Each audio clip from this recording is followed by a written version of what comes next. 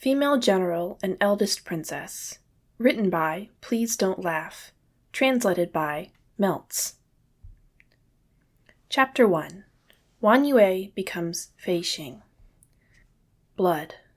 It dyed the earth beneath her feet. It turned the small stream in the village red. Corpses.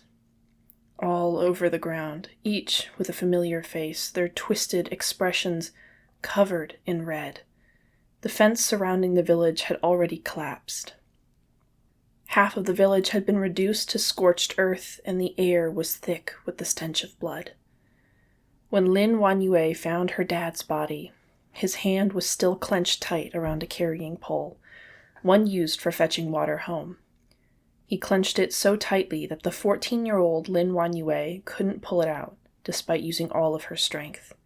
She had no choice but to bury the carrying pole along with her dad, mom, and younger brother.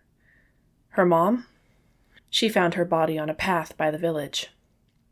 Her mom was tightly hugging her 14-year-old younger brother, but her body had been pierced through, along with her younger brother. They were speared together. The first time that Lin Wan Yue heard the sound of a weapon moving against flesh was when she used all of her strength to pull out the spear from the bodies of her younger brother and mother. Ah! Lin Wan Yue sprung up from the wooden bed, gasping for air. The sound of snoring was all around her. Only Lin Yu, who slept closest to her, was woken up by her gasp. He rubbed his eyes blearily, and then he said to Lin Wan Yue, "Xinge had a nightmare again?" He mumbled something as he went back to sleep, as if this was nothing new. Still catching her breath, Lin Wan Yue clutched her sweat-soaked clothes of coarse cloth, one that she hardly ever took off. It had been 2 years since her family was killed by the Huns, but she would still have dreams of that day from time to time. It was utterly clear and realistic. She relived it again and again, but despite waking up in cold sweat every time, she would never hate this unyielding nightmare. On the contrary, she hoped for it whenever night fell, because it was the only place she could see her family again. Lin Wan Yue let out a heavy breath. Then she got up from the shared hardwood bed. She walked out from the military tent, one occupied by a total of 15 people. "Who's there?" A guard spotted Lin Wan Yue the instant she walked out from the tent. It was presently wartime. Everyone was tense. No one could afford to be careless. "Reporting! Infantry soldier from Yi Camp 3rd Unit, Lin Fei Xing." Lin Wan Yue reported her unit in a practiced manner. The patrolling soldier before her let out a breath. Gripping a halberd and a shield, he checked Lin Wan Yue's nameplate carefully, then he turned and left.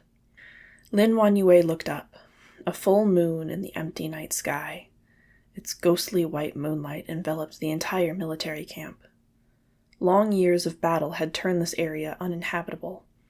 The Li Kingdom and the Huns had been struggling on this long borderline for about 3 years, with equal amounts of victories and losses on each side. This stretch of land had turned into a scorched wasteland under the struggle between the Huns and the Li Kingdom. Not even the most stubborn of weeds could break through the soil that had been macerated with spilled blood and stomped solid by horse hooves. Here she could not hear the humming of bugs like she remembered from her childhood. There were no other sounds other than the snores that traveled faintly through the entire military camp. Lin Wan Yue fell into a trance as she looked at the moon in the sky. Her mind returned to that place in her dreams once again. At the outskirts of the Li Kingdom, there was a small village called Chanjuan Village, and in that village there was a family of 4. The father of that family was the only teacher in the village, and he was the most respected person other than the village chief and the head guard. The mother of that family was gentle and dignified. They had 1 son and 1 daughter, who were born as twins. The older sister was named Lin Wan Yue, while the younger brother was named Lin Fei Xing. They were clever and endearing children, but all of this ended 2 years ago. Lin Wan Yue was bright and energetic, while her younger brother Lin Fei Xing was more modest in comparison.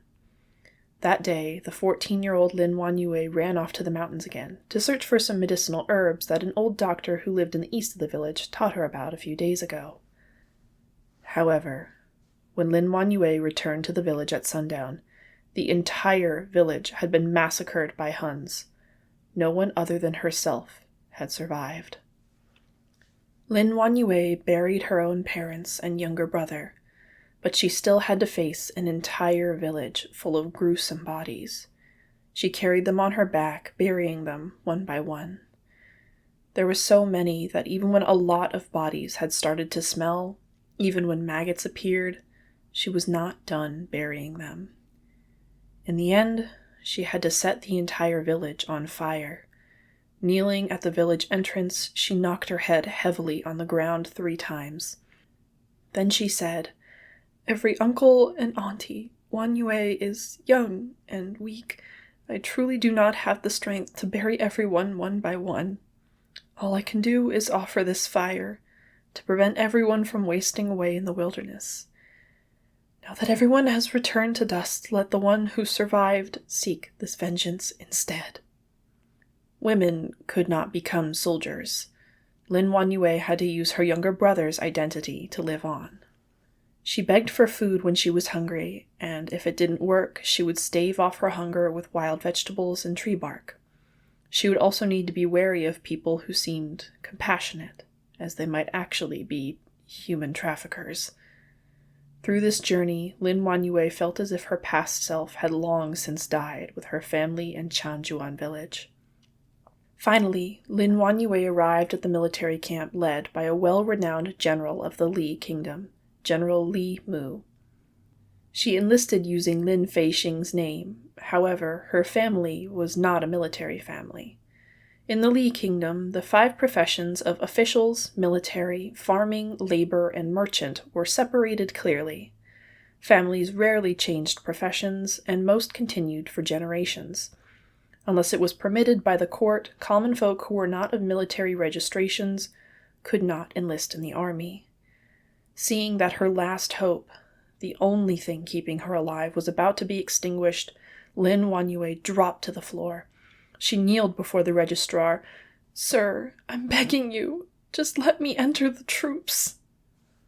The registrar wasn't that old. He was not over 25 or 26, so how could he remain composed when an adolescent was kneeling before him? Dropping his brush in a hurry, he moved to help Lin Wanyue up as he said with a troubled voice, "Child, aren't you putting me on the spot here? You're not from a military family, so I can't make that decision. To change registration isn't a major issue, but it's not a minor one either. I'm just someone who became a mere registrar because I can read some words. I don't have that authority." "Sir, I'm begging you. I'm begging. My whole village has been killed by the Huns. My dad, my mom, my older sister. They're all dead. If I hadn't run up the mountains to play, I wouldn't have the life to come over here. Other than me, none of the 118 lives in the entire village were spared. Chanjuan village was covered in bodies. So many bodies have started to smell, but no one could help me bury them, so I burned the village. I walked all the way here just to enlist in the army. Sir, I am begging you." Lin Wanyue spoke with sorrow and grief, but she did not cry. She simply kneeled there as firmly as a pillar nailed into the ground, letting the registrar pull her to no avail. The registrar had heard of what happened to Chanjuan village before. Dressed in worn and dirty clothes, Lin Wanyue's expression was pained with sorrow, yet utterly resolute. The registrar noticed that she was wearing one shoe with a worn sole, and the other seemed to have been missing for quite a while, as her foot was caked in black and reddish mud. Seeing this, the registrar was moved. The registrar stood still as he studied this adolescent for a good while. Ultimately, he gritted his teeth, then he said to Lin Wanyue, "I guess I've got nothing to lose.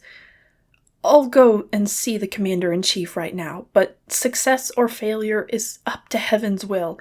You and I will agree beforehand. If it does not go well, do not continue to badger me." Lin Wanyue did not answer. She simply knocked her head to the floor, expressing her stance on the matter. A while later, the registrar came back to take Lin Wanyue to the big tent. When Grand General Li Mu saw Lin Wanyue, he simply gave her a few simple words of condolences. Then he sent his adjutant to change Lin Wanyue's farming registration to a military registration. Just like that, Lin Wanyue took on the name of her younger brother Lin Feixing to live on in this world as a soldier. 2 years had swung by since then. For a woman to enlist in the military as a man and to register under a false identity, those were both serious crimes in Li Kingdom. Added together, it would be enough to get her beheaded. But Lin Wanyue did not care. What could she be afraid of? Her entire family was dead. She was prolonging her time alive, only to bring justice to her parents, her younger brother, and the 118 lives in the entire village. End Chapter 1. Translator's Note. Lin Wanyue, to draw or pull the moon. Lin Feixing, flying star. Changjuan village. Changjuan means the moon, as used to describe loveliness of women in ancient writings.